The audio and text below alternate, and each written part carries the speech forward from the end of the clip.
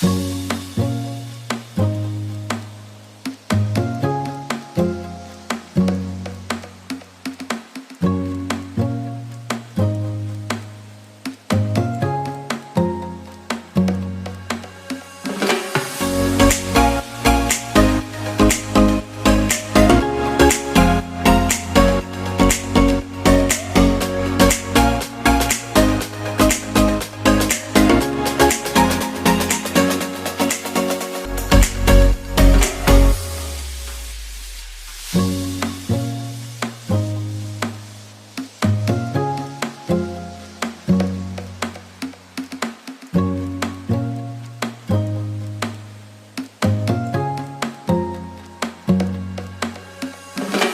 sabi ko, paano ba to pa? So hindi talaga kami makakapagtayo kaagad kasi sa technology pa lang, kulang pa kami. And not to brag, kailangan ganun kabilis kasi we still have a lot to make. Kaya nga, Your production friends ang, really grabe great. ang production, mamamatay ka sa production doon. That was also one of my dream when I was even before I met Fisher. Didn't work out for them kasi nangyari, parang na-exploit siya. Well, anyways, welcome guys to my YouTube channel. Alam ko na na-miss niyo ako dahil na-miss ko rin kayo. And of course, the whole month of May, wala tayong entry, kaya naman binonggahan na natin. So, kung makikita niyo sa likod ko guys, I'm back again for the second time around. And of course, this time naman dahil nire-request ito ng ating mga viewers na sana naman ay makausap natin ang nagmamay-ari ng napakagandang Creme patisserie. ayun. O, di ba sila nahinayaan ko na sila mag-introduce kasi hindi ko talaga alam paano sila i-pronounce. Baka naman ma-quote pa tayo. And with us guys, of course, si Ate Krisha and her husband, Clement. Cremo, ayan. So, ayan guys, welcome to my YouTube channel. Thank you so much for the time. How are you guys? Kamusta? We're actually good. From vacation, tapos hard work na naman, busy, tapos eto, relax na naman konti. Paano nagsimula ito? Ano yung inspiration natin? Kasi dito naman, we all know sa Tacloban, sa Palo, we have a lot of coffee shops. Like, paano lumago ng ganito? Yung first, I worked abroad. So, nag-work ako sa New York. I think mga 3 years or parang more likely, magpo 4 years ako doon. Tapos nagpalipat ako sa France. So, nung nagtrabaho ako doon, nung mas naintindihan ko ang process ng bread making, tapos kung ano talaga yung sourdough, sabi ko sa sarili ko, I hope na yung may ganitong bakery sa amin. Kasi, ang sourdough, marami pala siyang benefits. You could get a lot of benefits. Like, for example, if you're diabetic, ang regular breads, mag-spike ang glycemic index mo, 80%. But if you eat sourdough, 50 to 55% lang. Eh, ang parents ko, diabetic. So, sana merong ganoon. Tapos, nung nakilala ko na siya, that time, parang napapagod na din kasi ako sa life sa France. Kasi grabe yung work. Especially, very demanding ang time, ang workload, ganito. So, sabi ko sa kanya, okay lang ba sa'yo, babalik ako ng Pilipinas? Tapos, gusto ko. Marami ako actually parang condition sa kanya.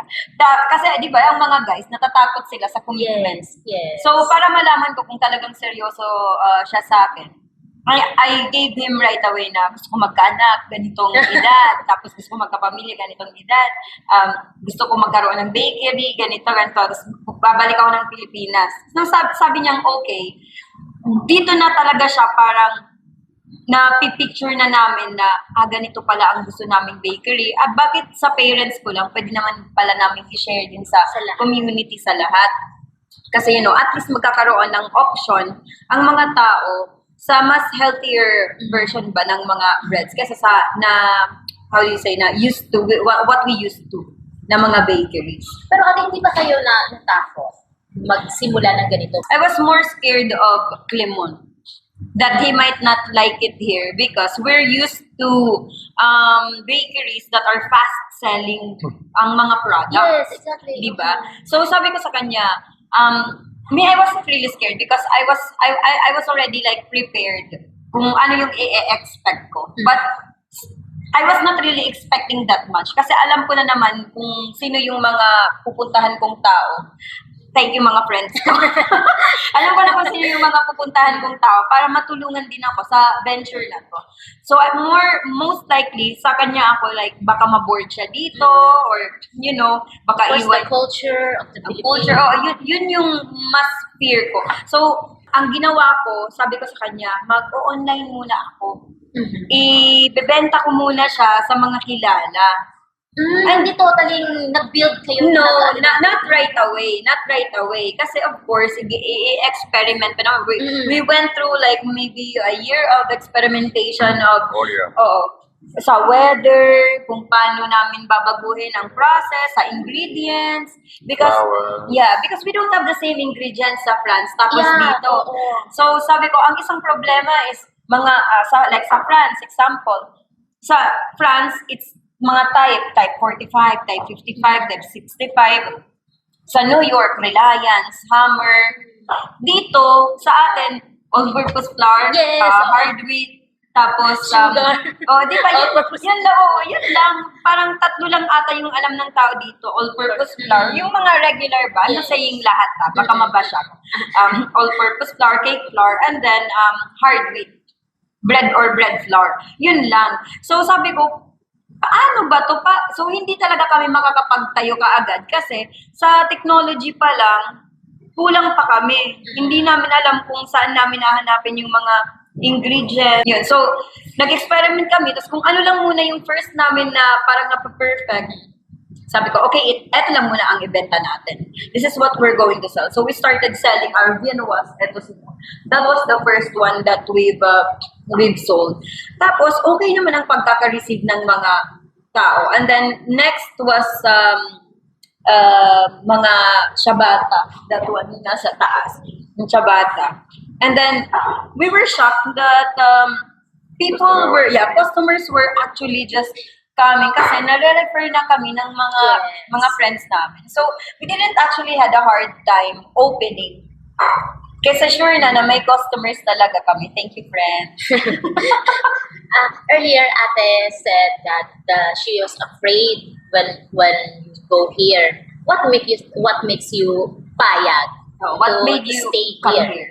Mm. Me, God. Of course. But not just that, because we succeeded to open our coffee shop. That was also one of my dreams when I was even before I met Fishta. I wanted to open my bakery. I wanted to open and to be able to sell my products. So mindset actually was connected on this part also. So when I came here and we had the opportunity to open, it was good for us. It was good for our future, and we decided to stay also as well. But I actually had similar ways there because I already went to French Guiana, so it's kind of similar. Ang weather, the way of living ng Humidity, people, so almost the same as here. So I actually didn't had so much hard time to Actually, didn't had a hard time adjusting Yeah. here. It was more of me. on the first side when we first met. Is it love at first sight? Kinda, yes. But actually it was still pandemic when we met.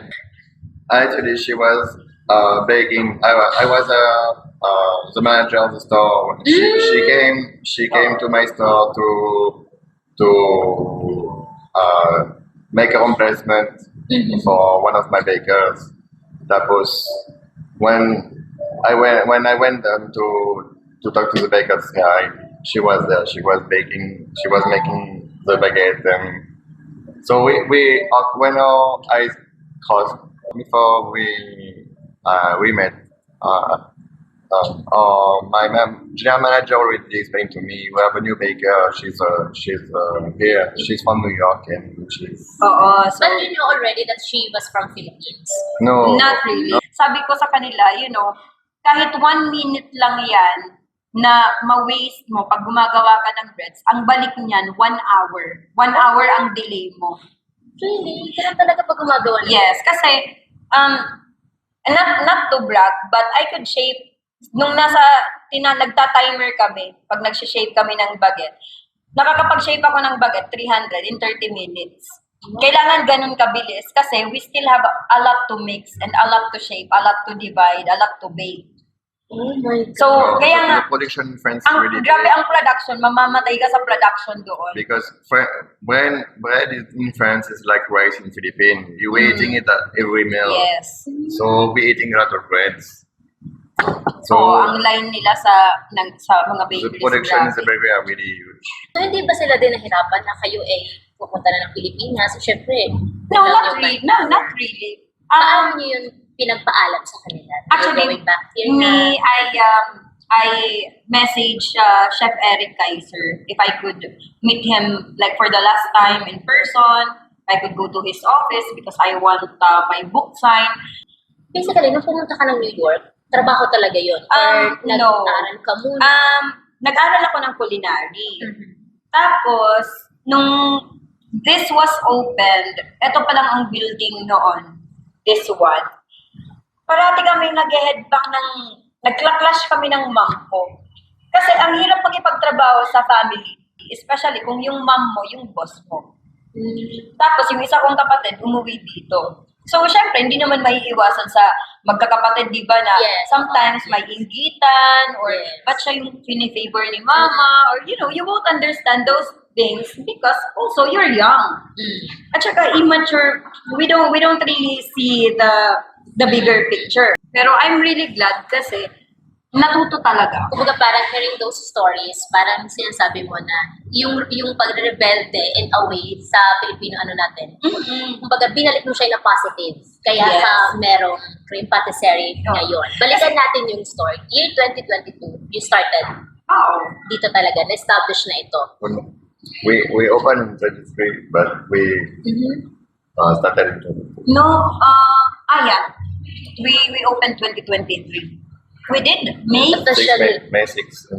Yeah, oo nga pala. 2022. 2022 kasi we started online selling. We started. 2022. Breads, Breads, oo. na. Yeah. No coffee at all pa. No, we didn't had any idea about coffee. Alright. Nag-enroll actually kami. We enrolled. And then he had fun making coffee. So, siya na din yung nag-train sa pamangkin ko. Actually, ang barista namin is pamangkin. That's our laboratory. Laboratory. Okay, saan tayo pupunta ngayon? So, ngayon, tapos na sila. Nagpre-pretend sila na naglilinis sila kasi alam nila na papasok tayo. Kasi na! mga mapagpanggap kayo. Oo, masyado kayong mapagpanggap. So, ang mga Alright. breads natin for tomorrow is this one. This is bienwa. Yun. Tapos, ito, nag-slice lang siya dyan. Ito talaga ang bakery dito. Later, Clemon will come here to discuss the pastry area. Sabi ko nga, we have to work around what's parang available na nandito kasi before, na-construct na to. So, kami na yung nag-adjust. Careful lang kasi mainit. So, eto yung mga breads for tomorrow pa to. So, 24 hours na fini-ferment natin ang breads natin. Eto, mga leftover breads. So, kung nakita nyo, hindi namin dinidisplay doon. Kasi, eto for parang free taste na tapos, kung yung staff gusto magdala, pwede nilang dalhin. So, always parang fresh talaga ang nasa labas. So, eto yung bakery area namin. If mapansin nyo, sobrang init. And eto lahat yung mga ginagamit namin. So we always make sure na parating malinis ang area namin kahit sa mga walls. If makita nyo, malinis siya. Kasi we want really to have, to provide our customers yung parang really quality talaga na mga products plus malinis. Importante sa akin malinis. I cannot function pag magulo ang area. Welcome. So here is the pastry area as well as the kitchen also. So we are using our pastry area, dough sheeter for the croissant and laminated pastries. Okay. One intercontinental fridge, and here is the hot kitchen. Only small place, so that's why we cannot provide so yet. Yes, provide really hot meals, really French classic yet. What are you making? Salami for pizza. Ah, alright. And then si ate. Ipapay po ma'am for Madeleine. Ah, alright. Okay. Nililisan po after mag-cook para Right away. Happy ka naman dito, te. Happy ka naman. super. Ilang years ka na? Ilang years ka na dito? Hindi, bago lang po ako. Bago lang. Ilang months pa lang po. 3 So, months. ano masasabi mo sa mga boss mo? Okay naman po. Pa-stay talaga dito. Pang-matagalan. Yes po. Alright. Here we have our display bread also as well. So here are all our sourdough breads. So there no additional sugar. Only the natural sugar from the fruits will be added inside. We have our baguette. We have our special cheese bread. Bestseller na pumpkin and cranberry. Ito ang best seller. Alright. Coffee Coffee area, area. yes. So we have a coffee. We have frap. We can also Everything. The typical coffee. yes, absolutely. We have latte. This idea to the coffee. Yours also or Krisha? Both of us actually, we wanted to have coffee. We actually, before opening here, we went to Manila for a session.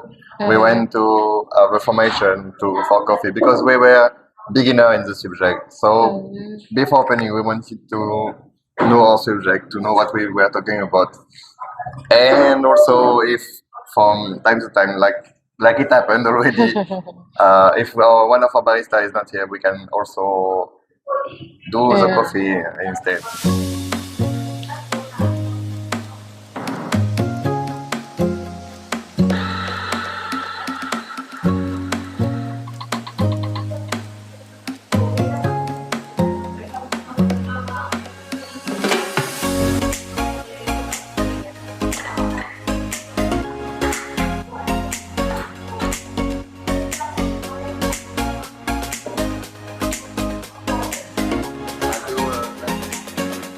Classic.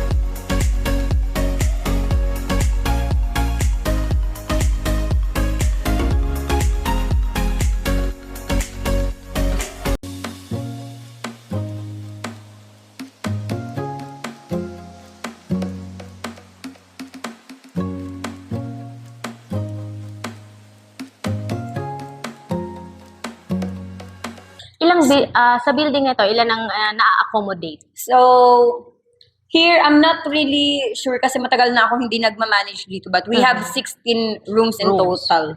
So, simple lang talaga siya. Naglagay lang ako ng mga paintings. Before kasi, nung dumating kami dito from France, walang mga painting. So, bare lang sila. Tapos yung mga feedback, sinasabi ng customer, para daw silang nasa hospital. Ito alright. yung sample ng deluxe room namin. Mhm. So, dalawang double bed.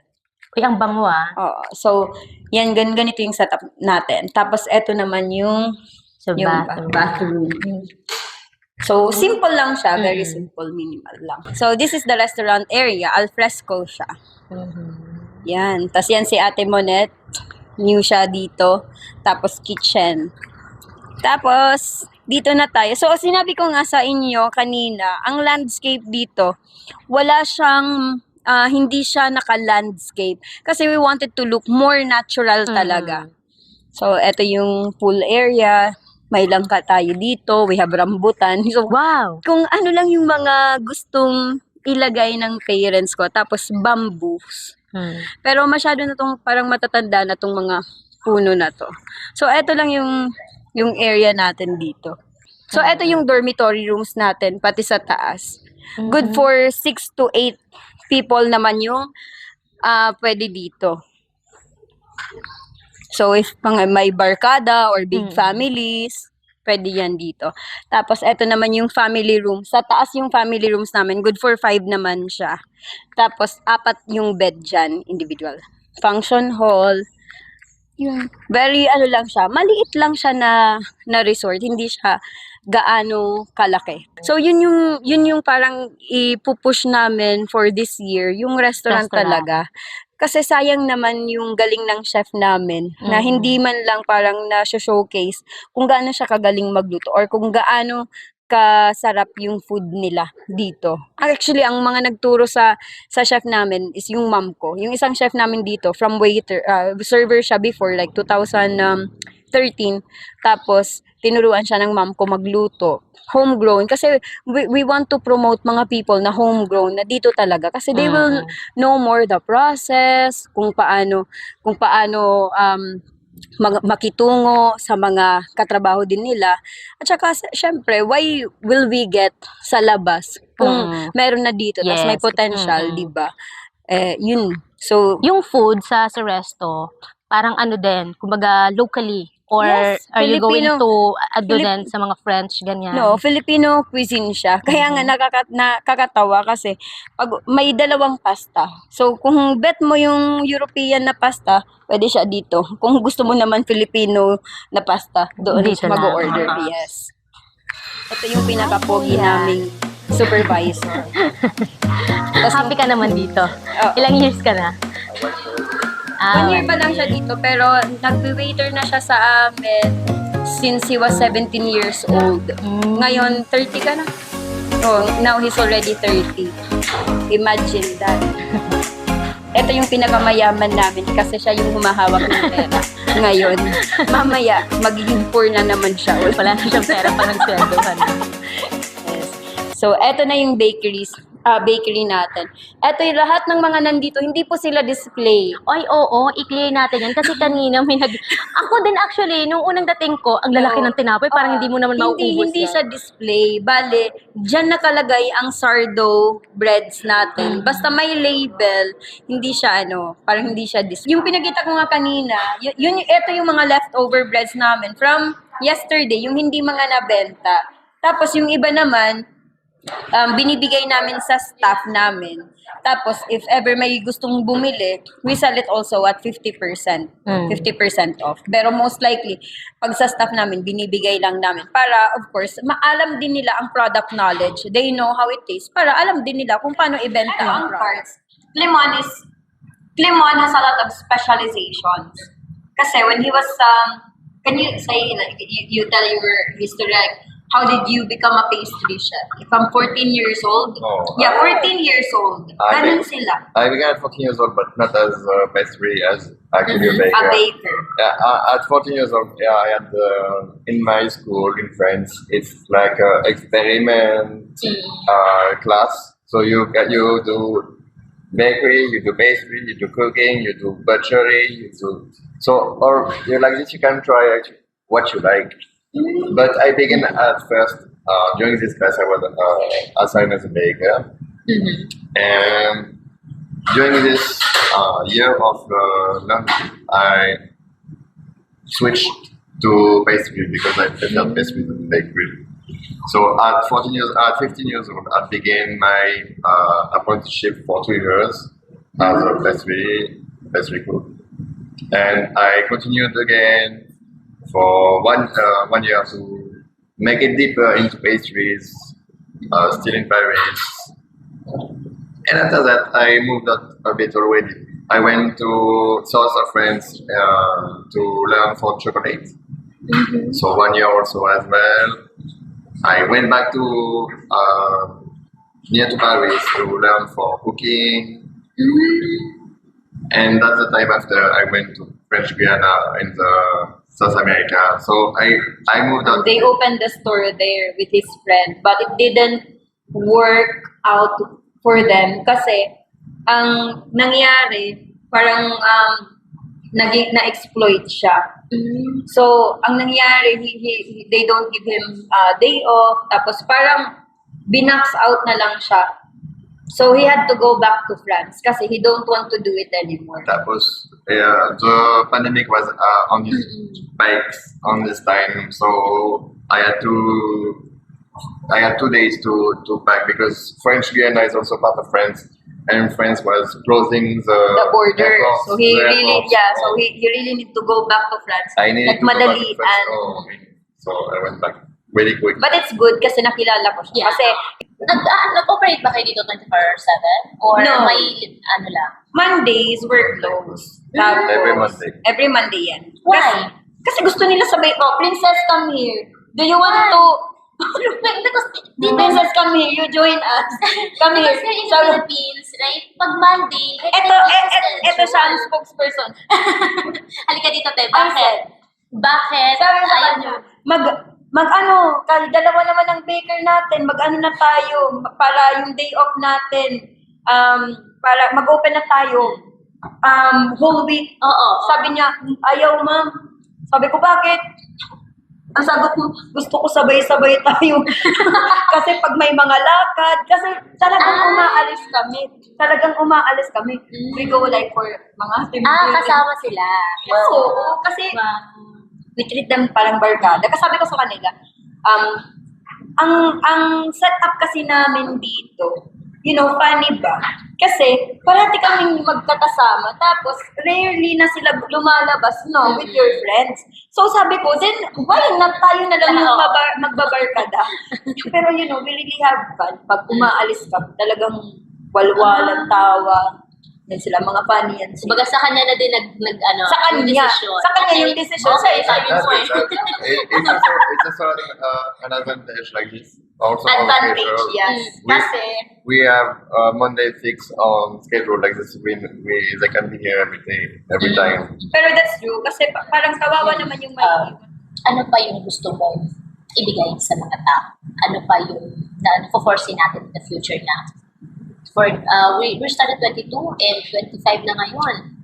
Marami Hindi kasing nilook plans forward na natin. hindi na tutuloy. Ang plan ko sana is gawin yung space dito para mag-flea market ako na maliit. Like Saturday or Sunday, isang day sa mga farmers, local farmers. Tapos, we won't charge them anything. They will just come here to put their products. Tapos we will just find a space. Pero we're still conceptualizing the idea. More likely, ang gusto naming mabigay talaga is just to really help the community. As I said, we're not after magpasikat, maging popular, or magparami ng pera. Of course, given pag maraming customers, maraming pera. But ang gusto lang talaga namin is really to help. So that's why we're here, kasi hindi naman binigay sa amin yung parang skill or blessing na to para lang sa amin lang. We have to share it. We really have to share it. Kaya that's the reason why I want to be yumaman. I want to be madaming pera kasi to be able to help more. That's the we don't really have an exact na gusto namin magaganito, ganito. We just want to help the community as much as we can. So, do you have plans to go back in France? We want to do more. So until then, I'm not planning to go back in France. For the moment. Pero yes, we have a plan. We have the idea, but We in have the long term, Oo, maybe. Kasi, sino ba naman yung ayaw sa Europe? Maganda din sa Europe. At saka ang mga benefits. To think about, let's not talk about politics. mas preferred ko na lang doon. Yes. all welcome to come here to visit our place. and Experience France so- through our breads and pastries. Exactly. Sa ating kailan tayo open? Mga anong oras? So we're open From from Tuesday. Tuesdays to Sundays, from 8 to 10 p.m. Monday, close po kami. Kasi marami na kayong nagre-reklamo. But pumupunta kami sa inyo pero parating close. Sa Monday lang po kami. Monday lang sila. Yun yung rest day namin. Ayaw ng staff namin na mag-open kami sa Sila na Monday. desisyon. Wag na kayong pala desisyon. Okay na yun. Ibigay na natin sa kanila. So, what do you have plans to go back in France? Actually, we're gonna go back to France for vacation. only. For vacation. Safe. I enjoy Philippines. I like Philippines. And Do you enjoy staying here in Philippines? Especially me. Of course. Say it, nanay. I like it. Can you show especially us? because of her. No, but Kaya maging kukuliba. Oh my God, she's so nervous. Well, me, I'm just hiya-hiya ako. Nervous siya ako. Naka-on na. Yes. Naka-on na ngayon. Rolling na ngayon. Kaya, Oh, parang walang lang, parang wala lang tatas na mo pag-edit. Oo. Bayan na.